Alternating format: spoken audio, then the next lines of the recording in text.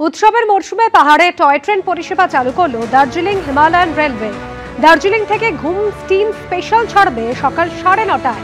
Kurseong Mahanadi Kurseong sunset special Kurseong দুপুর 3:30টায় ছাড়বে আর ভাড়া 500 টাকা।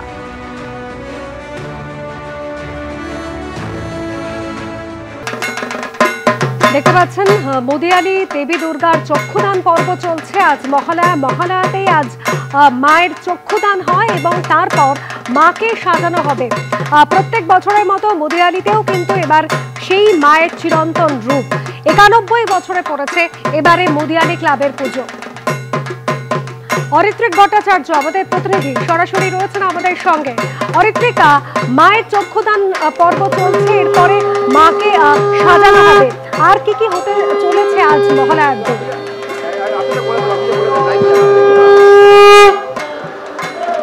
দেখো, বেশ কিছুক্ষণ ধরে এই পর্ব চলছে এবং আমরা যেটা বুঝতে পারছি যে শিল্পী চক্ষুদানের যে পদ্ধতি তার অনেকটাই শেষের দিকে এসে পৌঁছেছেন।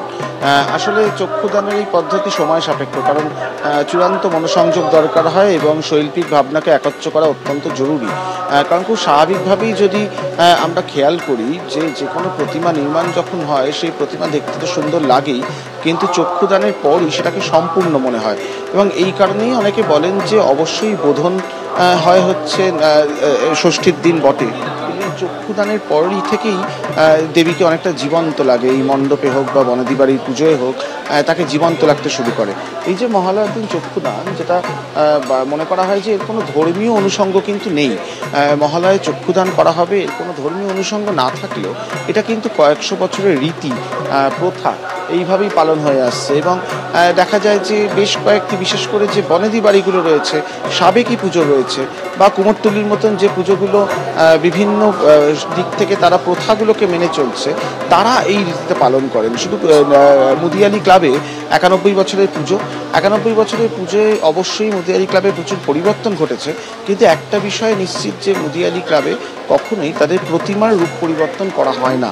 কৃষ্ণনগরের যে ঘরানা, সেই কৃষ্ণনগর ঘরানার শিল্পী কৃষ্ণনগর থেকে আসেন, তিনি মূর্তি নির্মাণ করেন এবং এবারেও কিন্তু তার ব্যতিক্রম হয়নি।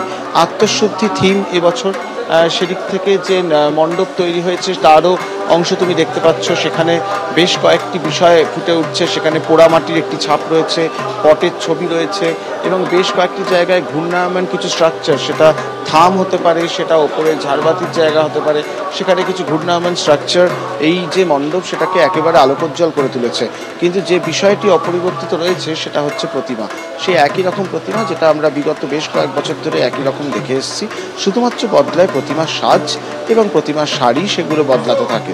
প্রতিমার যে মূল মুখাবয়ব এবং প্রতিমার যে গড়ন, তাতে কোনো বদল ঘটে না। আর এই প্রতিমাই সম্পূর্ণ হয়ে ওঠেন কিন্তু এই চক্ষুদানের পরে। চক্ষুদানের পরেই মুকুট সহ অন্যান্য অলঙ্কার পরানো ছাড়া আর তেমন কোনো কাজ থাকবে না। কিন্তু অবশ্যই যেটা তোমাকে বলছিলাম, চক্ষুদান তো একেবারেই দেবীকে প্রায় জীবন্ত করে তোলে, সেই পদ্ধতি এই মুহূর্তে চলছে। আমরা দেখতে পাচ্ছি বেশ কিছুক্ষণ সময় হয়ে গিয়েছে, শিল্পী একেবারে যত্ন নিয়ে চোখের যে রূপদান সেটা কিন্তু চলছে। কিছুক্ষণ আগে পর্যন্ত শাঁখ বাজছিল, এখানে পাড়ার প্রায় সব মানুষ এসে জড়ো হয়েছেন এই পদ্ধতি থেকে অংশ নিতে, তারা সাক্ষী হতে। মুদিয়ালি ক্লাব কলকাতার অত্যন্ত পুরনো ক্লাব, বুঝতেই পারছো 91 বছরের পুজো। এখানে ওই পাড়া সংস্কৃতি অত্যন্ত জীবিত এবং চক্ষুদান থেকে শুরু করে যে কোনো যে পুজোর যে পদ্ধতিগুলো চলে, তাতে কিন্তু এভাবেই পাড়ার সব মানুষ এসে একত্রিত হন। আজকেও সেই ছবি দেখা যাচ্ছে এবং চক্ষুদানের পদ্ধতি আমরা যেটুকু বুঝতে পারছি এই মুহূর্তে অনেকটাই শেষের দিকে। অত্যন্ত যত্ন নিয়ে নিখুঁতভাবে এই চক্ষুদান করার পর এখন এই মুহূর্তে শিল্পী যাবতীয় যে বিশদ, যে ডিটেলিং, সেগুলোর দিকে নজর দিচ্ছেন। তিনি এই মুহূর্তে চক্ষুদানের যে পদ্ধতি সেটা শেষের দিকে, তবে এইটুকু বলতে পারি প্রায় আধ ঘন্টারও বেশি সময় ধরে এই চক্ষুদান চলছে। এরপরেই কিন্তু মাকে সাজানো হবে। মাকে সাজানোর পর ষষ্ঠীর অপেক্ষা, তার বোধন। তবে মণ্ডপ নির্মাণও অনেকটাই সম্পূর্ণ হয়েছে, কিছু কিছু কাজ বাকি রয়েছে, সেগুলো সেরে ফেলা হচ্ছে।